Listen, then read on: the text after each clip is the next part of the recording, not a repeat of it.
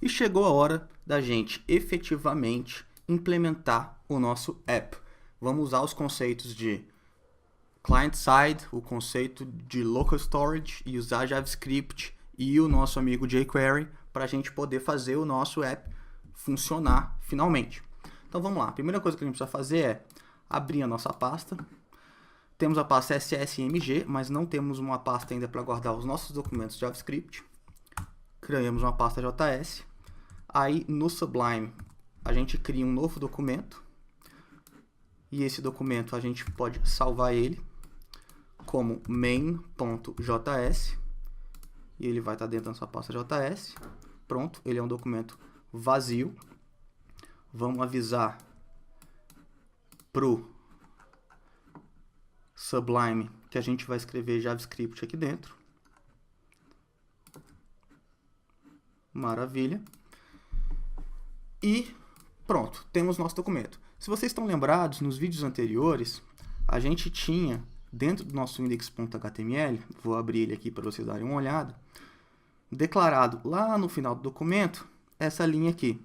Ou seja, trazer dentro da pasta JS o nosso main.js.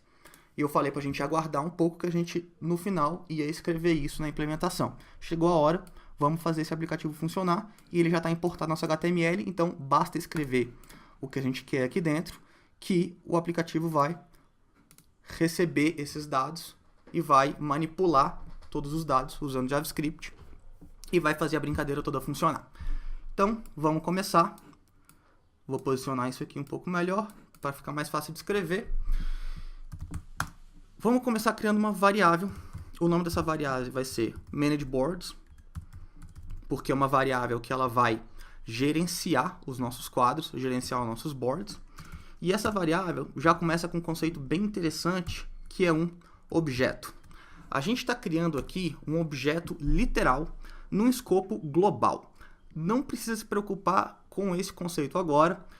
A gente vê isso funcionar, vai fazer com que a ideia na nossa cabeça sobre o que é um objeto e como ele funciona seja bem melhor do que a gente fazer uma conceituação sobre objeto, escopo global. Então, declaramos aqui o nosso objeto, já podemos começar a brincar de outras coisas. Finalmente, vamos usar aqui nosso amigo jQuery. Quando a gente vai escrever em jQuery, a gente precisa dizer que o DOM, ou seja, o Document Object Model, que é a forma da gente pegar elementos HTML e puxar eles, vamos dizer assim, puxar eles para o JavaScript e manipular esses elementos, manipular essas tags, esse conceito se chama DOM, ou seja, Document Object Model. E o navegador, ele entende que o DOM, em algum momento, ele está pronto e já dá todos os elementos para que a gente possa pegá-los e manipulá-los. Então, para a gente esperar isso ficar pronto e executar funções e métodos apenas quando a gente já tem o DOM pronto, o jQuery dá esse método para a gente. Documento, pronto, e aqui dentro a gente pode passar uma função. E nesse caso vai ser uma função anônima. Então, vamos fechar aqui a tag, escrever function, passar um atributo aqui dentro, já a gente vai falar melhor sobre ele. E aqui vamos escrever finalmente o que a gente quiser dentro da nossa função. A primeira coisa que a gente precisa fazer, e eu vou abrir aqui o nosso documento HTML para a gente ir consultando. Está aqui o nosso HTML, vou abrir ele no Sublime. Pronto. A primeira coisa que a gente precisa fazer é definir qual vai ser o ID daquela nossa lista de boards. Então aqui a gente tinha uma UL, essa UL tem vários LIs, que eles por enquanto estão estáticos, e agora a gente vai eliminar todo esse conteúdo estático e vai transformar ele num conteúdo dinâmico. Então a gente vai pegar esses LIs e vamos deletá-los sumariamente aqui de dentro. Por quê?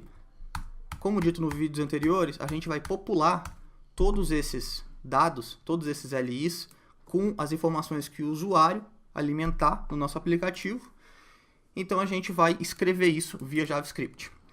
Então, só para referência, eu vou deixar um único LI aqui aberto para a gente poder escrevendo o código com essa referência aqui do que a gente precisa de HTML aqui dentro.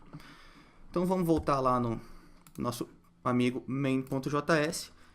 E agora que a gente já verificou que o DOM está pronto para ser utilizado, a gente vai definir um ID. Então a gente tem um ID aqui que está vazio. A gente precisa fazer com que esse ID seja 0, 1, 2, 3, 4, 5, enfim, infinitamente. Então a gente precisa criar uma variável e um método para fazer com que esse ID seja populado. Vamos definir aqui uma variável. O nome dessa variável vai ser último ID, porque a gente vai contar sempre de forma decrescente, do maior para o menor. Então essa variável last ID, a gente vai usar a sintaxe do jQuery aqui para buscar aquele nosso elemento, que é o boards. Dentro da ID boards, eu tenho o LI, eu tenho que ver qual é o primeiro desses LIs.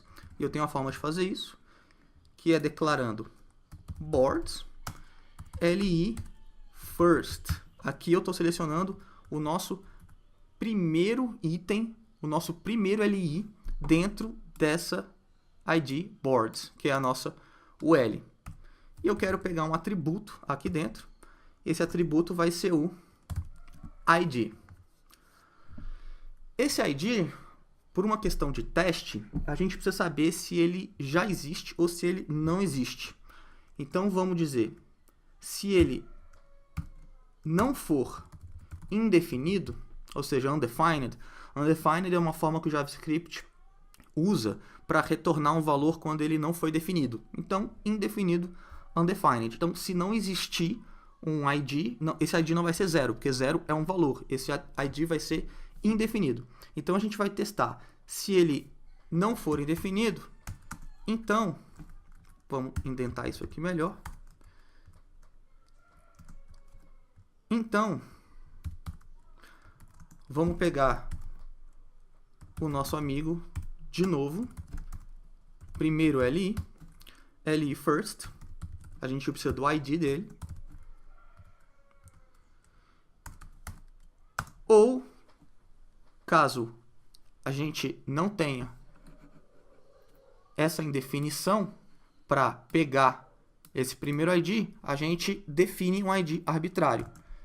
Eu quero que seja board 0, porque a gente vai incrementar esse 0 e o nome do ID vai ser board 1, board 2, board 3, infinitamente.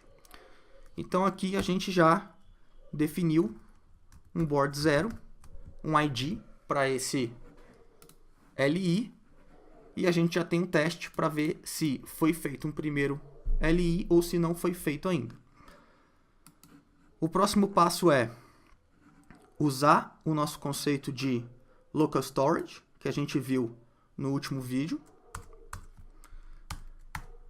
para poder guardar esse nosso last ID, que é a nossa variável, que é o ID que vai ser exibido lá no HTML. Então vamos usar aqui o nosso amigo local storage, vamos definir o item, ou seja, setItem, e aqui a gente vai usar aquele nosso conceito de key value, ou chave e valor. A nossa key vai ser last ID. É bacana usar o mesmo, não tem problema nenhum, muito pelo contrário, é uma boa prática, porque fica mais fácil de você se situar depois, quando você for ler e dar manutenção nesse código. E um valor last ID. Pronto, então last ID, que é essa variável, vai estar guardada localmente como um last ID. Agora a gente precisa fazer uma função para a gente gerenciar esses quadros efetivamente, porque a gente declarou só o objeto, mas a gente precisa escrever um método para a gente gerenciar esses quadros, e é o que a gente vai fazer no próximo vídeo.